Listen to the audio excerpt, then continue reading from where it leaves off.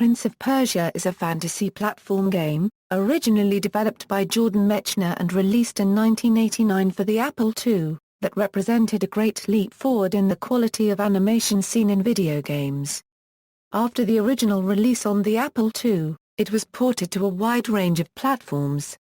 The game influenced a subgenre known as the cinematic platformer, which imitated the sprawling non-scrolling levels, fluid animation, and control style. Plot: the game is set in ancient Persia. While the Sultan is fighting a war in a foreign land, his vizier Jafar, a wizard, seizes power.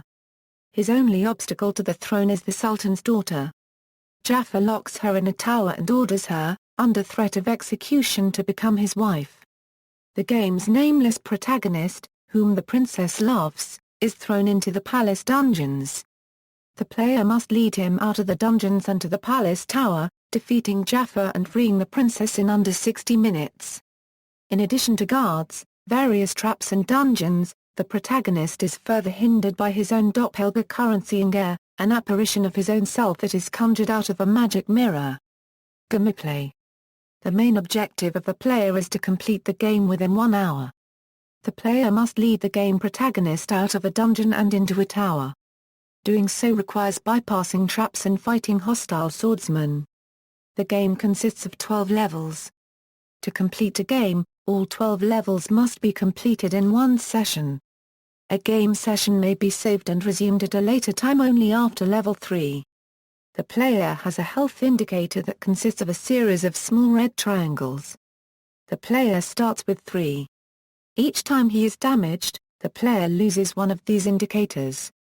There are small jars of red potion scattered throughout the game that restore 1 health indicator. There are also large jars of red potion that increase the maximum number of health indicators by 1. If the player's health is reduced to 0, the protagonist dies.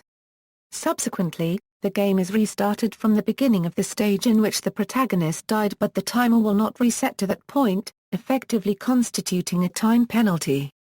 There is no counter for the number of lives, but dying too many times will eventually leave the player with very little time to complete the game. There are 3 types of traps that the player must bypass: spike traps, deep pits and guillotines. Getting caught or falling into each results in the instant death of the protagonist. In addition, there are gates that can be raised for a short period of time by having the protagonist stand on the activation trigger. The player must pass through the gates while they are open, avoiding locking triggers. Sometimes, there are various traps between an unlock trigger and a gate. Hostile swordsmen are yet another obstacle. The player obtains a sword in the first stage, which he can use to fight these adversaries. The protagonist's sword maneuvers are limited: he can advance, back off, slash or parry. Enemy swordsmen also have a health indicator similar to that of the protagonist. Killing them involves slashing them until their health indicator is depleted or by pushing them into traps while fighting. A unique trap encountered in Stage 4, which serves as a plot device, is a magic mirror, whose appearance is followed by an ominous musical tone. The protagonist is forced to jump through this mirror, upon which his doppelganger emerges from the other side. This apparition later hinders the protagonist by throwing him into a dungeon. The protagonist cannot kill this apparition as they share lives. Any damage inflicted upon one also hurts the other. Therefore, the protagonist must merge with his doppelganger. Development: Mechner used an animation technique called rotoscoping, in which he traced video footage of his younger brother running and jumping in white clothes. Some of the game's sword-fighting sprites are from the 1938 film The Adventures of Robin Hood. Also unusual was the method of combat: protagonist and enemies fought with swords, not projectile weapons, as was the case in most contemporary games. Mechner has said that when he started programming, the first 10 minutes of the film Raiders of the Lost Ark had been one of the main inspirations for the character's acrobatic responses in a dangerous environment.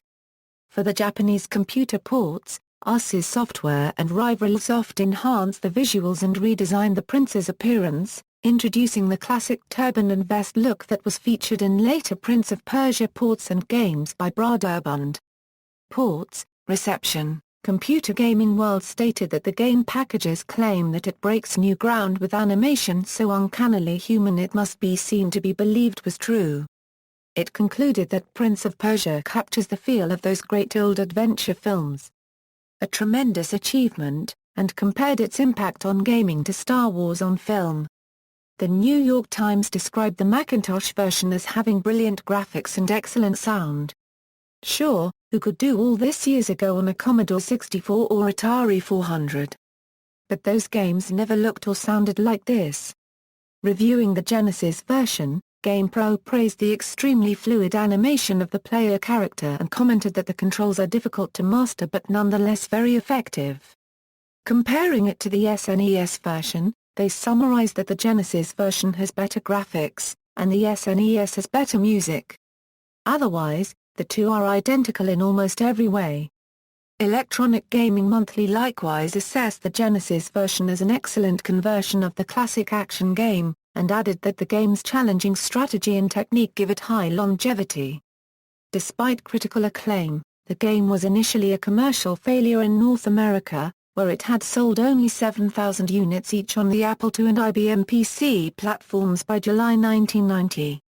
It was when the game was released in Japan and Europe that year that it became a commercial success. In July 1990, the NEC PC 9801 version sold 10,000 units as soon as it was released in Japan. It was then ported to various different home computers and video game consoles, eventually selling 2 million units worldwide by the time its sequel Prince of Persia 2, The Shadow and the Flame was in production. Prince of Persia would go on to influence cinematic platformers such as Flashback as well as action-adventure games such as Tomb Raider. In 1991, the game was ranked the 12th best Amiga game of all time by Amiga Power. Remake and modifications. In 2007, Prince of Persia was remade and ported by Gameloft. The remake, titled Prince of Persia Classic, was released on June 13, 2007 to the Xbox Live Arcade, and on October 23, 2008 on the PlayStation Network. It features the same level design and general premise but contained 3D rendered graphics, more fluid movements, and Sands of Time aesthetics. The gameplay and controls were slightly adjusted to include a wall jump move and different swordplay. New game modes were also added, such as Time Attack, and Survival. The game has also been released on Android.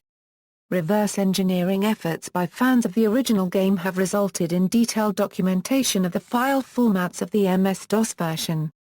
Various level editors have been created that can be used to modify the level files of the DOS version. With these editors and other software, over 60 mods have been created.